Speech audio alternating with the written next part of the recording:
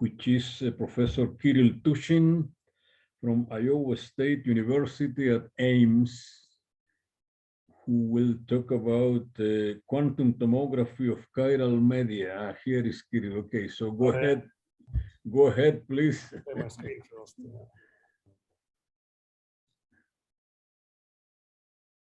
Oh, perfect.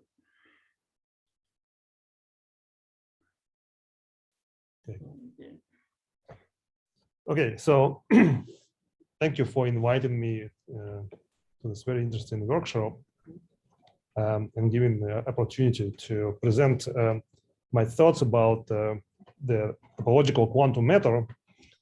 My motivation in doing this work is to understand how can we measure the effects that discussed in previous two by previous two speakers in great detail. So my background is in high energy particle and nuclear physics, and naturally you'll see in my applications in the topics I choose to consider that I'm motivated by those particular applications in those fields, but I also try to make the point that this universality between various fields in nuclear physics and condensed matter in astrophysics, applications are quite different, but there is a common theoretical background that can be addressed in just one mathematical formalism. Okay.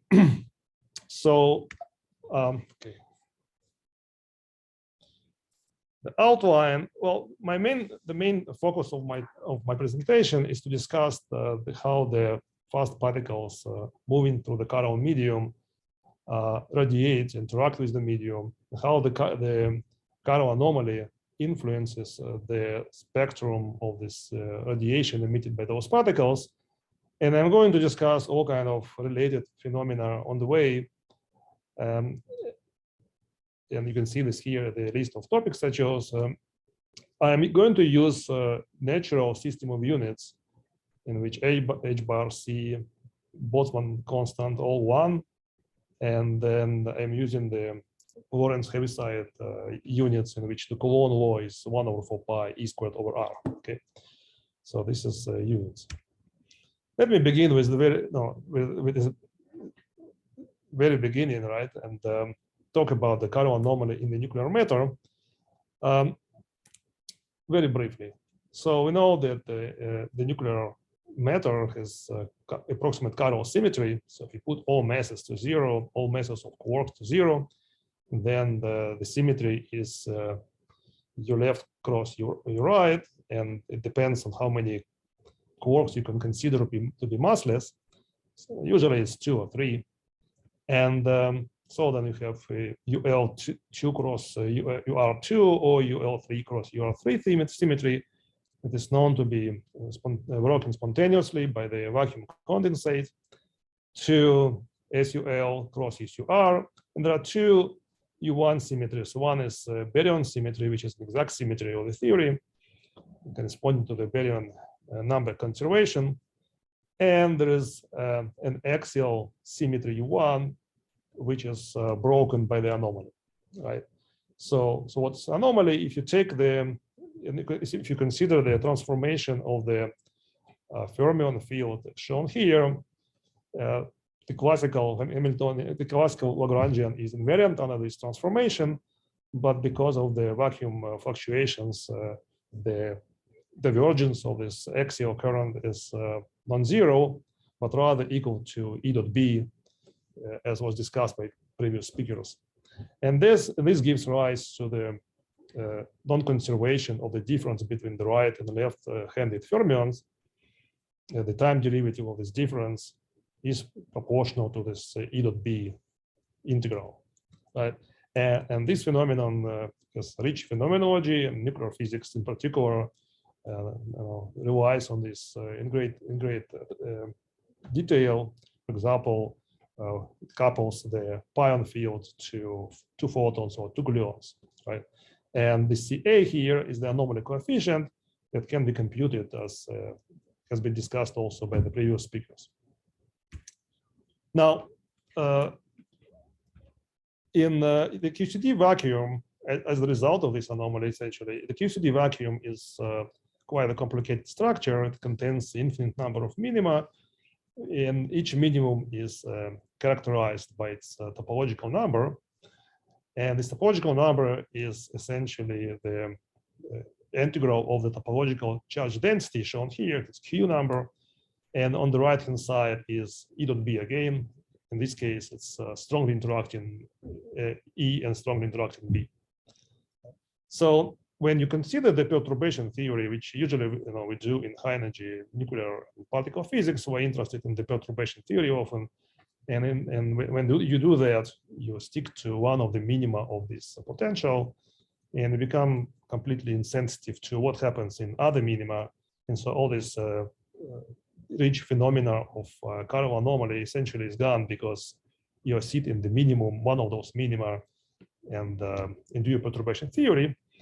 However, if the system is hot, then the transition between different minima becomes very important. Now, at zero temperature, the transitions can also happen. It's called instantons, but this probability of those transitions is small, exponentially suppressed.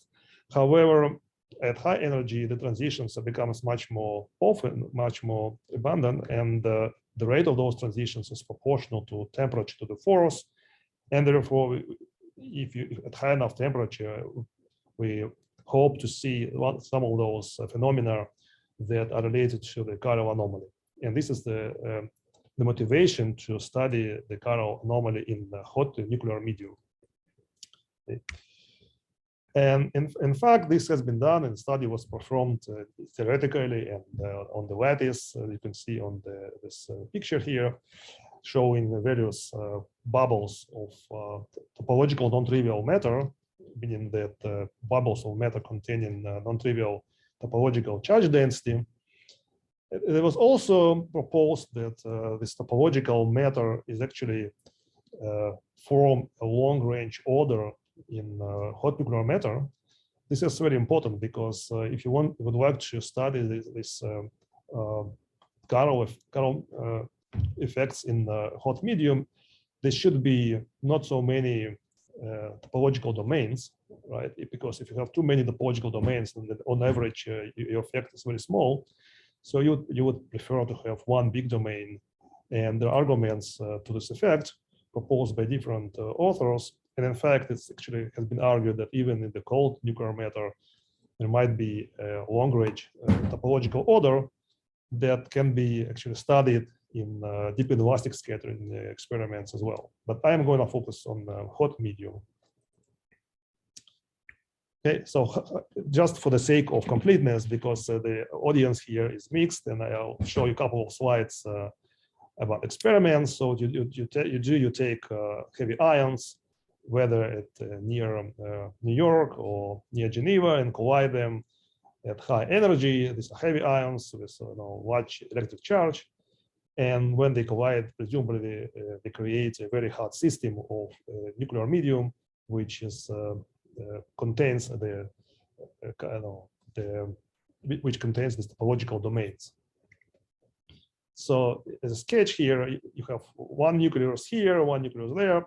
They collide and create this medium. The important point is that this the remnants of nuclei go away from the collision zone, carrying away most of the electric charge of this original nuclei.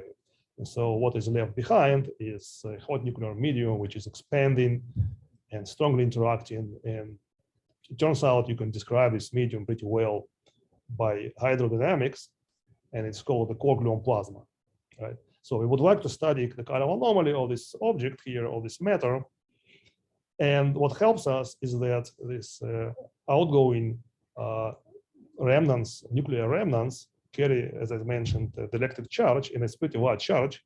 So you can see that each nucleus, each remnant is represents the electric currents in the z direction, plus z direction or minus z direction, and you can easily use the elementary electrodynamics to figure out that there is strong magnetic field pointing in this direction, Of course, there's also electric components, but the main component is magnetic field in this perpendicular direction. And this helps us to actually to measure, to study the effect of this magnetic field on the flow of matter inside this quark-gluon plasma. So one more slide, an experimental slide, so to speak, or phenomenological slide. If you have two jets produced in this quark-gluon plasma, one jet may escape from the surface, another one may get stuck, which you can see in this plot here. You know, the jets going in at zero angle, they all appear at an opposite direction. Some of them are suppressed, which tells you that the medium is strongly interacting. And what the idea here is to use the jets, the very energetic particles escaping the medium, as a test of the medium, right? You look at the distribution of these outgoing jets, how much energy there was, how much, what is the distribution of particles there, all these, usual jet characteristics to learn something about the properties of the hot medium, right? So you look at the products, the particles escaping the medium as test particles to learn about the medium, right? But of course, you need to learn something useful. You need a theory that relates the properties of the medium to the properties of the particle moving in the medium, right? So you need a good theory for that. And this theory actually is, in the case of these jets, is pretty well developed. And we know a great deal about how the particles lose jets in this hot medium.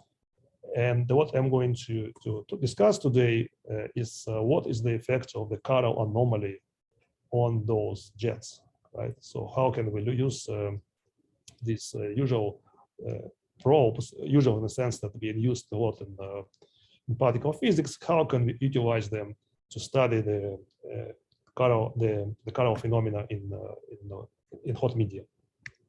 Okay. And of course, there's a lot of talk about Dirac and Weyl semimetals. I don't need to repeat everything in the previous speaker spoke, and I'm sure that many people know much better than me. Just mention that, again, that the same framework that I'm going to use to describe the particle propagation in hot nuclear medium can be used to describe the same process in this Weyl semimetals. Here, this vector B, right, the separation of the Weyl nodes, plays the role of the background topological field. And I'll speak about this in more detail as we go. Finally, there is another application of this, our discussion here is axionic stars, which is proposed to be a form of dark matter.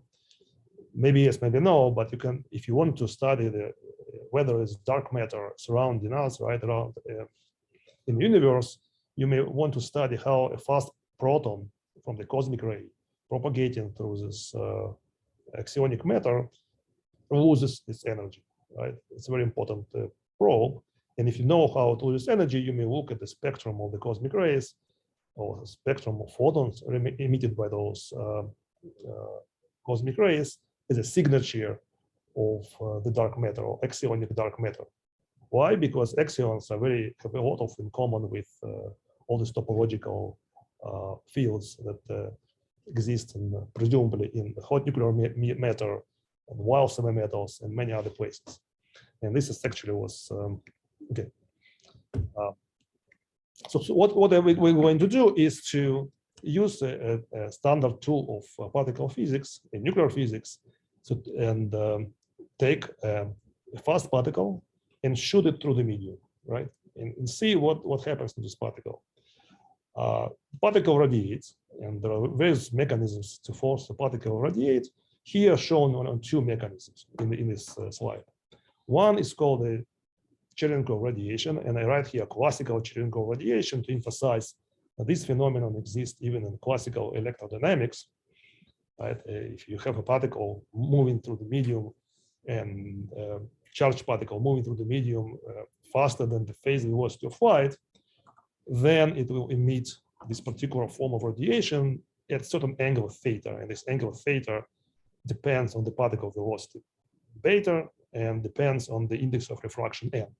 So by seeing by measuring the angle of Cherenkov radiation, you can actually learn about the properties, the optical property of the medium, right?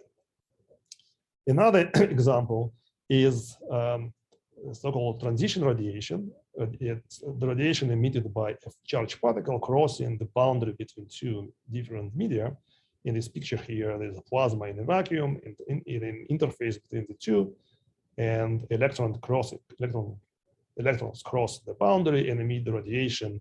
Again, the angle of emission strongly depends on the properties of the medium, and these two probes were used a lot to study the properties of the medium.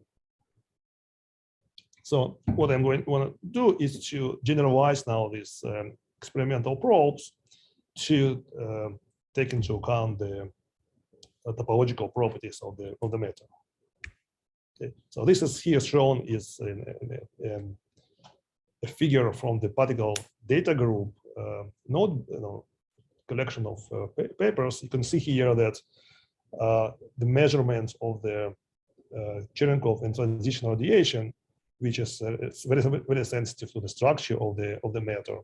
And my point is that if you have a good theory describing the structure, you can learn a great deal about this matter. Okay, and this is the proposal that was put forward a few years ago by Shuguan and myself, and which proposed to use this transition radiation and Cherenkov radiation as a probe of the chiral anomaly.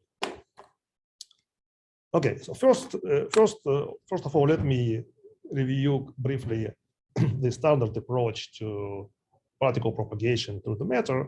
When the charged particle, fast charged particle, go through the matter, it uses energy, right? And by saying fast particle, I mean it should be fast enough that the medium can be considered as a continuous medium rather than individual atoms or molecules.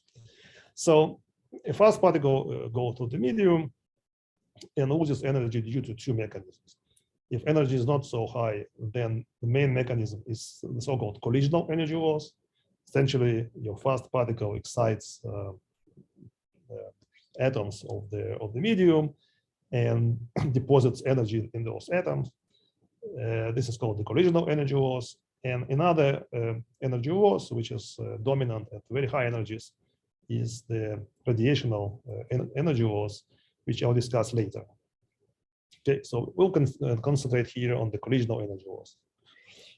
So the Fermi was the first to propose a comprehensive approach to this, calculate this energy loss, and essentially the calculation is essentially classical. So he said, let's compute how much energy is deposited, lost by the particle in per unit length c, and it can be related to the flux of the Poynting vector through the cylinder surrounding this trajectory of the particle, okay, the radius of the cylinder A, and is given, this formula is very simple, given here, and you can find now the electric and magnetic fields by solving the Maxwell equations in the medium. Okay, so one of the Maxwell equations is here. You solve these equations. You need to also to specify the frequency dependence of the dielectric constant. This is again a usual model. Omega p is plasma frequency. Omega naught is some characteristic frequency of atoms in the medium, and gamma is some decay, some width of those levels omega naught. And so you do complicated calculation. You can find the details in the FERMI'S paper, and we can look at the two limits. One limit is when A goes to 0, right? When the radius of the cylinder goes to 0, essentially it can count for all the energy lost through this process. And again, for simplicity, I'll take ultra relativistic limit, although we don't have to, but just to, because the results are much simpler in this limit. And you'll find that the energy lost per unit length is a constant, essentially. It's almost only logarithmically dependent on velocity. Okay. If you take the limit of A going to infinity, in other words, you're asking how much flux is leaving this, going out from the particle through the infinitely removed area, you actually find a finite result. And this is what is called the Cherenkov radiation.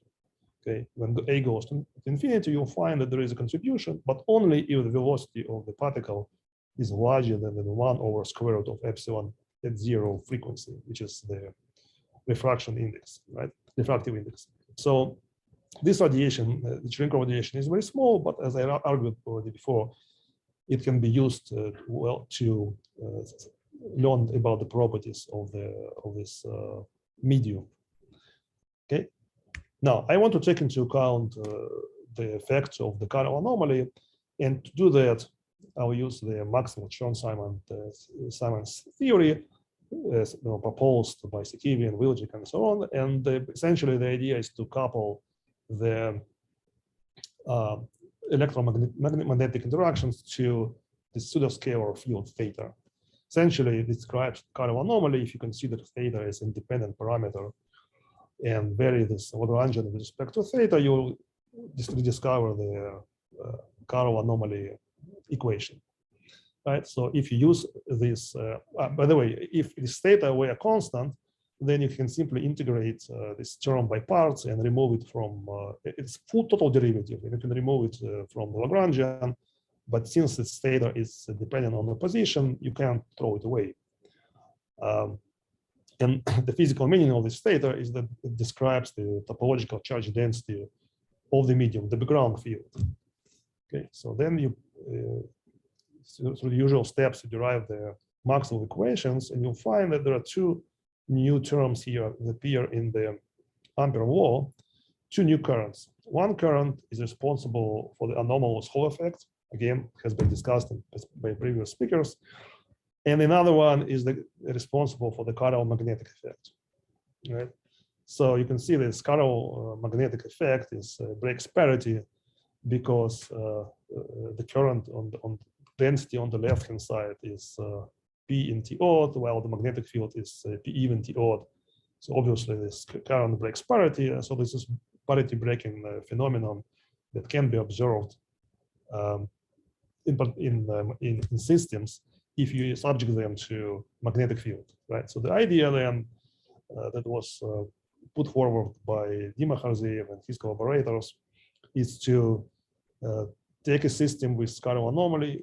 If you believe that there is a large enough area, large enough domain of non-trivial topological charge density, subjected to a magnetic field, and then you will see, according to this equation, you will see positive charges, positive electric charges going in the one direction and the negative charges in the opposite direction. And if you can measure the separation of these charges, you prove that there is topological regions in the, for example, hot nuclear medium or Weyl semimetal for that matter, and you can study their properties. Right? Unfortunately, it turned out to be a very difficult task because this first measurement has been done in 2009, and the recent measurement was done this year actually, and there is no one solid conclusion whether we see the experimental see this charge separation or not. So it's still being discussed.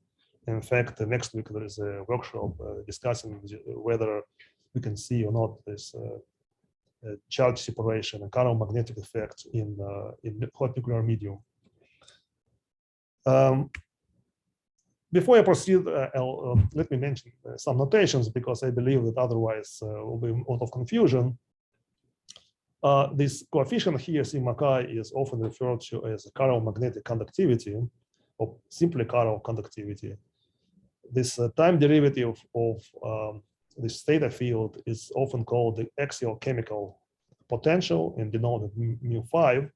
And the reason for that is that the way it appears in this Lagrangian term for the fermions, if the time derivative of this theta it exactly appears the way you would expect the axial chemical potential to appear. And B, it denotes the gradient of theta times the CA, and B naught are often used to denote this Kiril conductivity. So these two are the same things. And also often one puts these these four quantities B naught and B vector together to form the four vector B mu. Okay. I apologize for this messy notation. Okay, so the first thing we want to do is to compute how much energy is lost by fast particle moving through the matter, take into account the chiral magnetic effect. And to make simple things simple, I'll start with assuming that the gradient of theta is 0, the medium is topologically uniform, but the theta dot is constant, okay, which is supported by lattice calculations and other phenomenology.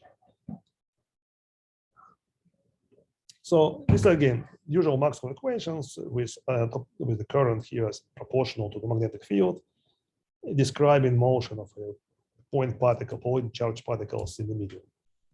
These equations can be solved. The solution is rather complicated, but not impossible, right? So two components of the solution are written here. Others you can find in this paper.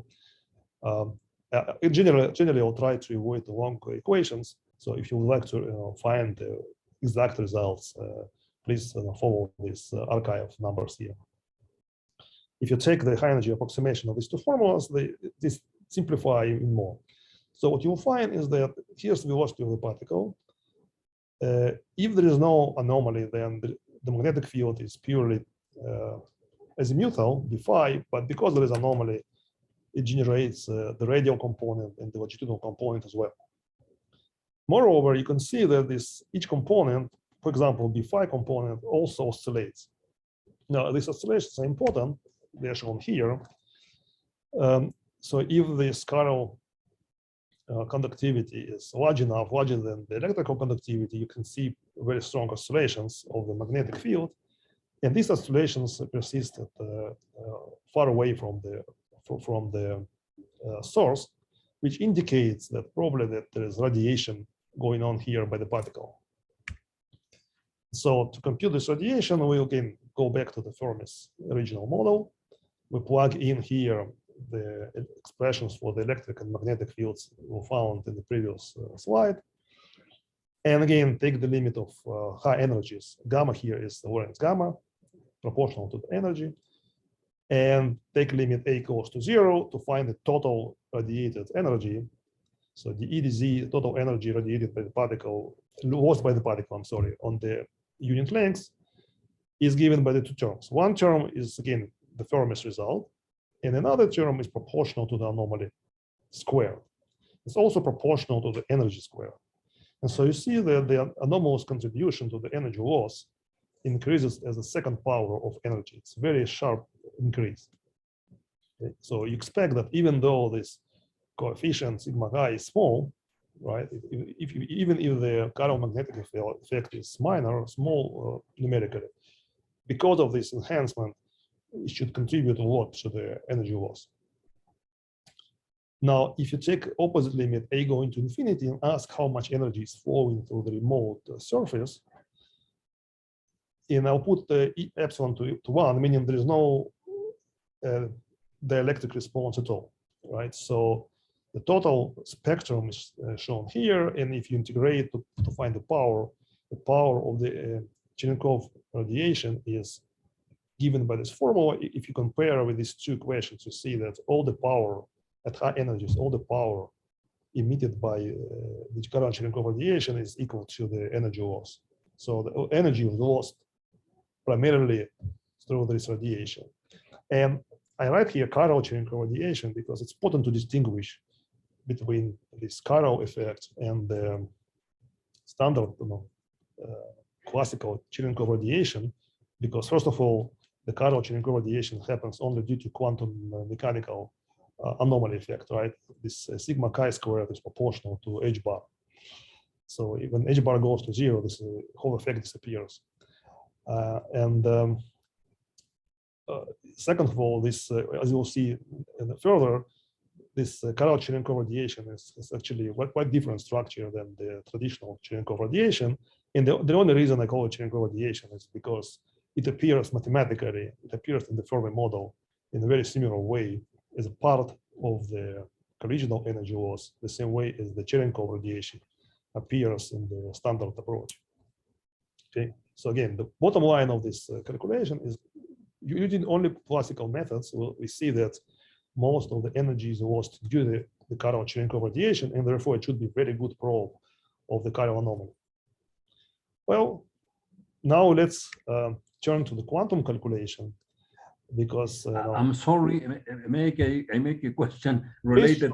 Is the Cherenkov angle modified by the new terms? I mean, by the chiral contribution? Yes.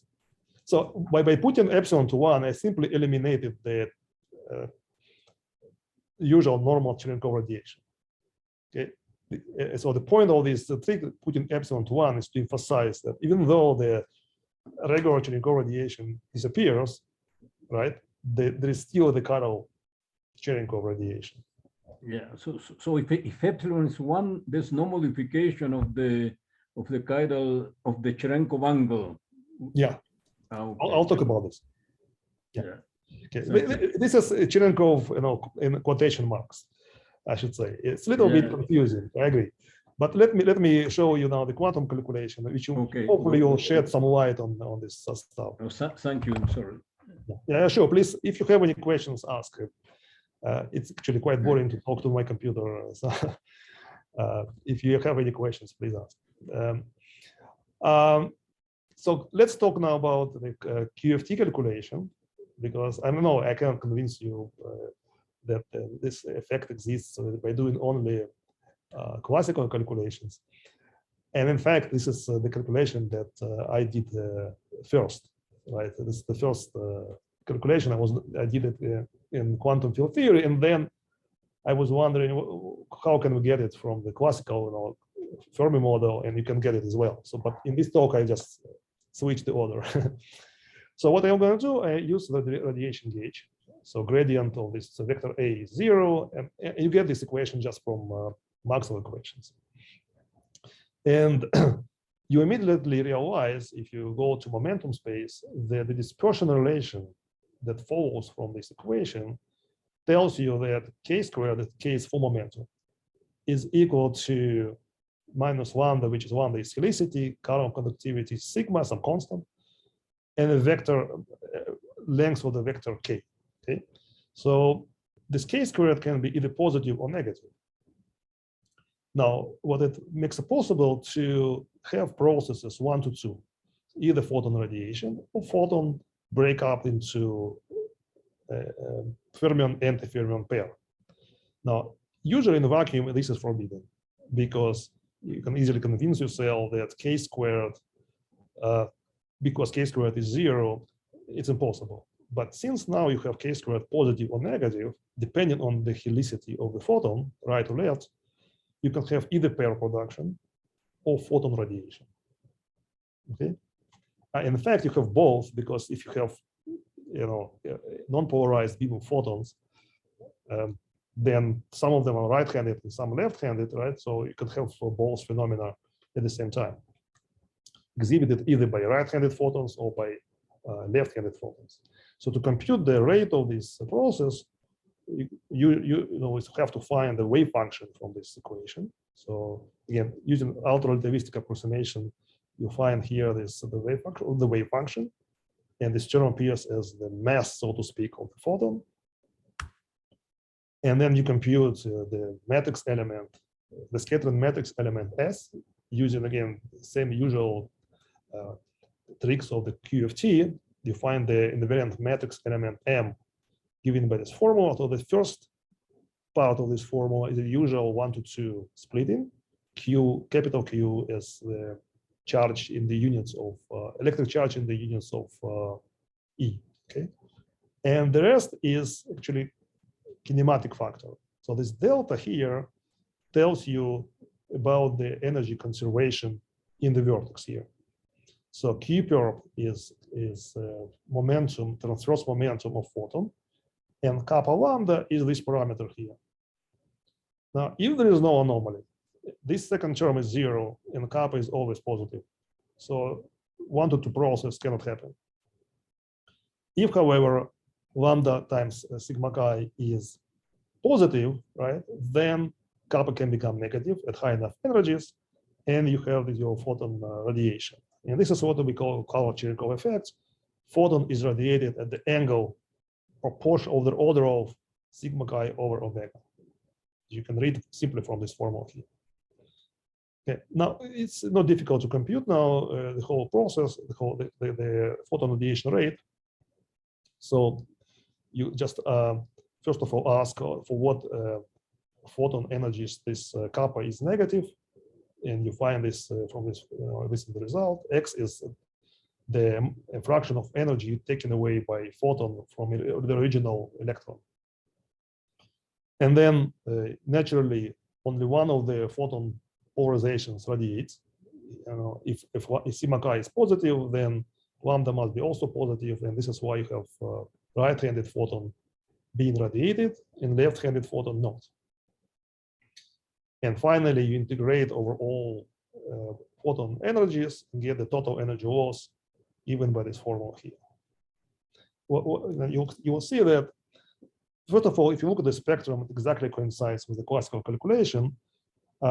If you neglect the recoil, if you assume that this x is small, the recoil is small, then you reproduce the classical result exactly.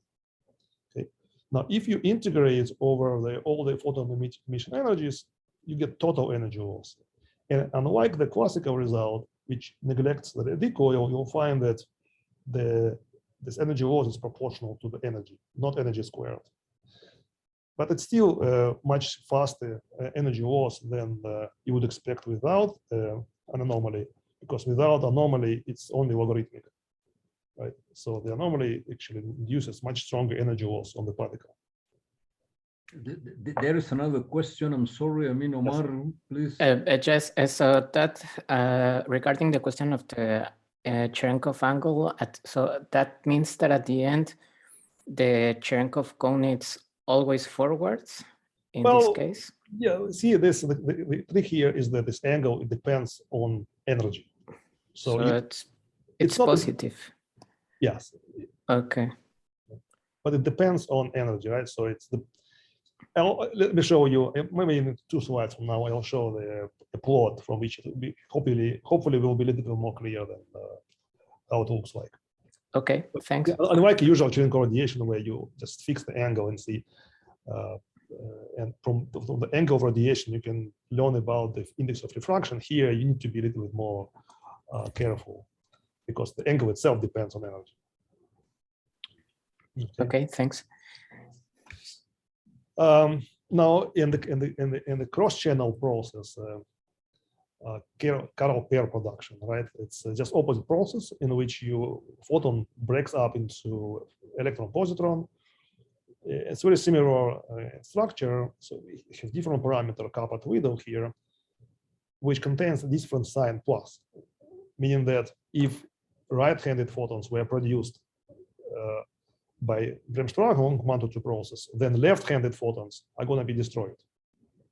Again, you compute the cross-section or the rate of radiation, and you find that this is what I just said, that if right-handed photons are produced, then the left-handed photons are annihilated. So over time, you quickly generate a symmetry between the right-handed and left-handed photons. Okay, this certain type of instability inherent in this process. Okay, within the same framework, you can actually compute the Chiral transition radiation. You can use exactly the same formulas, because once you know the wave function of the photon, you can also take into account the fact that this chiral coefficient, the chiral conductivity, depends on the coordinate z, right, which is perpendicular to the wall separating 2 media. And again, I'll skip the calculation. You can find in my references. And you find this formula for the spectrum of the transition radiation, which is exactly the same formula as you would compute classically, except that this parameter kappa here is now known, so to speak, about the chiral anomaly. In the classical parameter kappa is always positive. You can see here this m gamma is essentially plasma frequency of photon, which is always positive. But if you take into account the anomaly, then it becomes negative, and then this formula predicts a resonance at certain energy, which shows up as the Kiril-Cherenkov radiation. So the resonance here in this formula is the Kiril-Cherenkov radiation, and delta is some small number inserted to regulate this formula. Okay, so this is a phenomenological plot I promised. I did it for quark-gluon plasma, but it's actually can be applied for Weyl semimetals as well, as I'll show you a little bit later if I have time. So this is photon spectrum versus the transverse momentum K perp, which is essentially proportional to the emission angle theta, right? And so you fix X, which is the ratio of photon energy to fermion energy, right? So consider a certain particular frequency, and you can see this is peak shown by one of the photon polarizations. So one polarization is peaks, another one is not. The dashed line is a different polarization. Whether it's right-handed or left-handed depends on the properties of the medium. Okay, depending on whether Kiril conductivity is positive or negative, we don't know that. But we can see definitely that the right-handed photons and left-handed exhibit different behavior, different spectrum. Okay. From the position of this maximum, you can learn about the strength of this Kiril magnetic effect. You can find the Kiril conductivity. We also did with my student Jeremy Hansen. We computed the energy loss in Weyl semimetal, I should say, with parameters close to those in this typical semimetals, and we found also very strong enhancement of the energy loss at high frequencies due to anomaly. So this yellow region is purely due to anomaly, and you can see this logarithmic scale. It's a very big enhancement. Now, so far I discussed, I would say, a very simple approach, not taking into account not coherence, nothing like that. This is all being done right now. We're doing this calculation scheme, but we are hopeful that, I'm pretty sure that the effect, this dramatic effect, will still persist even if you take into account all the coherence effects. And we also did application to QGP, even though I discussed here electromagnetic interactions, but everything can be generalized to QCD as well, because there is anomaly in QCD, of course, as well. And essentially, the difference between QED and QCD is just you have to change coupling constants and the color factors. Though if the effect in QCD is a little smaller, but again, you have to keep in mind that this is a logarithmic scale, so this difference here is factor of 5 or 10 enhancement. Okay, now since everybody is interested in Weyl semimetals, not excluding me, the question arose: how can we generalize this discussion to the materials in which gradient of theta is not zero, right, finite? And for simplicity, let's put time derivative of theta to 0 just to make it compact and readable on the screen. And this is the Maxwell equations that I mentioned, used before, but now it contains this vector B. The material is not uniform, and this B, as I mentioned before, describes the separation of the Weyl nodes. You can write these equations in this form, which resembles the Maxwell equations in usual dielectric materials, but now this dielectric constant depends on anomaly. And this is dielectric, it's not constant, it's dielectric tensor now. And you can now find the eigenvalues of this equation. Essentially, you can find the photon dispersion relation even here, okay? So omega squared equals k squared plus a correction, which you can think of as a mass squared, effective mass squared of photon. We've seen this before in the uniform materials, and we now see the same happens if B is not 0. Now, of course, this mass square depends on the direction of photon. Okay, direction with a photon with respect to this vector B. Now, since I don't have much time, I won't spend talking about how to quantize electromagnetic field in this anisotropic medium. Suffice it to say that the energy must be conserved. So this is this photon spectrum proportional to this delta function, telling that the energy of outgoing fermion plus photon must be the same as energy of incoming electron, obviously. And if you go to high energies, for simplicity again, and rewrite it, you get exactly the same formula for this delta function that we had before for the homogeneous materials, with the difference that this mu depends on the angle between the direction of photon and the direction of the vector B. And so again, we find the same Kiril-Cherenkov radiation modulated now with respect to the direction of the vector B. So in other words, if you shoot a fast particle in your through this Weyl semimetal, depending on the direction of this trajectory of the particle with respect to the vector B, you'll have a different photon spectrum, right? So here I assume that at high energies, not assume, but using the fact that at high energies, the photon is directed very closely to the direction of the electron. So this angle theta is very small. So whether you see right-handed photons emitted in this process or left-handed photons depends on the angle between the emitted photon and the vector B. Okay? So the question was asked before whether you see this angular dependence of the Kiril-Cherenkov radiation, and in this case, yes, you see, and it's modulated by the angle between the B vector and the vector K of photon momentum.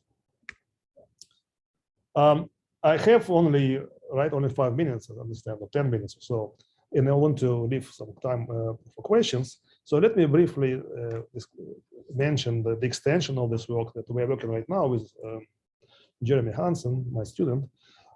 What we want to understand is how to compute the radiative energy loss, which we know should dominate the energy loss at high energies. This is the process of the energy loss. We know that the anomaly comes in two places. It comes in the emission of this photon here, which we know this is a Kiril-Cherenkov effect. And also it comes through this photon in the T channel. Now this photon is described by the propagator here.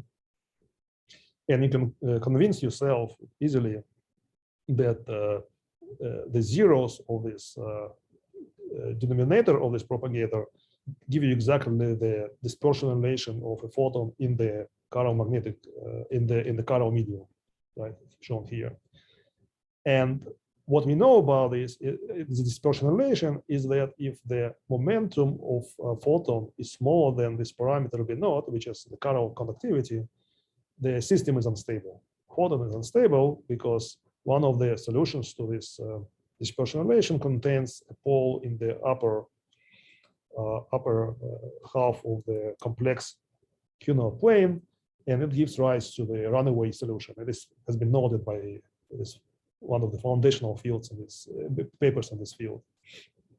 And as the result of this, this propagator develops a pole not at q squared equals to 0. There's a pole there too, but also at q squared equals to B naught squared. And this is dramatically enhances the scattering process. I have here a slide on how we should deal with the instability because of this exponential growth of the electromagnetic field. You need to somehow quantize the system in the presence of this instability. And here on this slide, I'm arguing that this growth is tamed if you take into account the helicity or chirality conservation condition, that is the total chirality of the system of photons, say the electromagnetic field plus the medium is conserved, and therefore the flow between the the flow of helicity between these two systems regulates the divergence. So eventually, essentially, what you need to do is to insert width of the photon state in the chiral medium, which takes into account the fact that there are no exactly stationary states of photon in the chiral material. Okay, and okay, so I'll stop here because maybe I'll go back. Sorry, go back to this plot here and stop. Even though I have many more slides to show, but I'll prefer to take questions. And thank you for your attention. Well, thank you very much, Kiril. And we open the question for this session. Omar, there, go ahead. Omar. Just only, my main question could be if, is there a physical meaning or a physical explanation why these spectrums are different from the right-handed and the left-handed polarizations? Is there any explanation easier to understand or to extract some physical meaning? Yeah, it's a good question. This is the key question, right?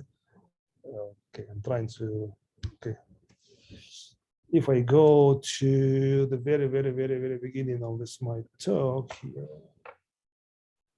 Okay, so you see in this chiral anomaly formula, we see that the difference between the right and the left-handed fermions is not conserved. This is what generates the symmetry between right and left. The fact that you have a symmetry between right and left is built in the system due to the chiral anomaly.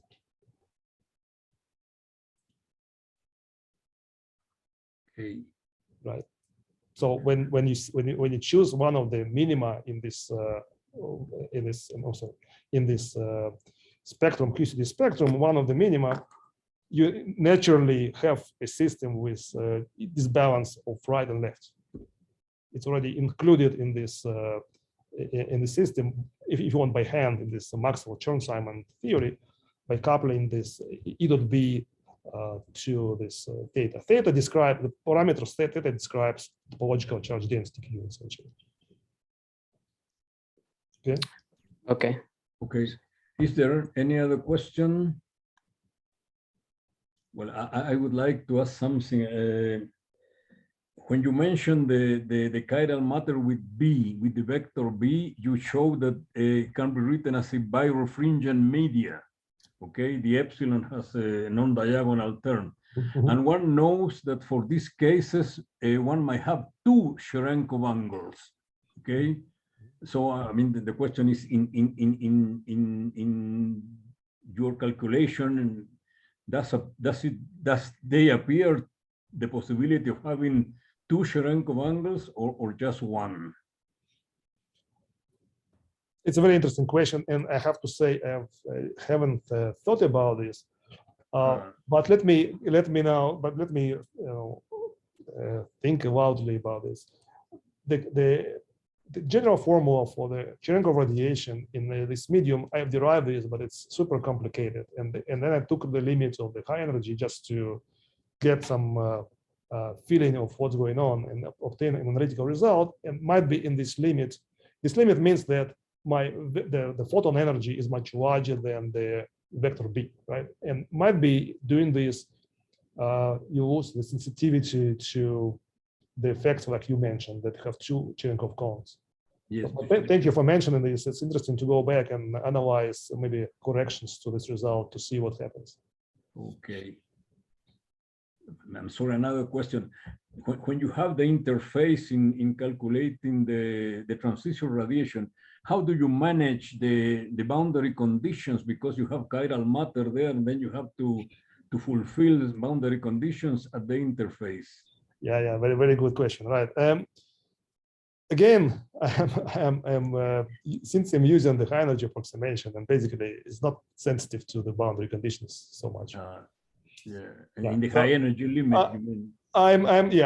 This high energy limit is actually very helpful to eliminate all kind of little details. I do have a couple of slides here in my talk about the boundaries. But unfortunately, didn't have time to show them. But boundaries are very interesting and very important, actually. Yes. Okay. Okay. Thank you very much. Are there any more questions? Please go ahead. No. Well, so we thank very much Kiril for this very nice talk, and we finish the morning session. So we'll make a break until 1:00 p.m. here in Mexico to continue with the session in the afternoon. So thank you very much again, and all the speakers, we thank again for their very nice talk. See you later. Okay.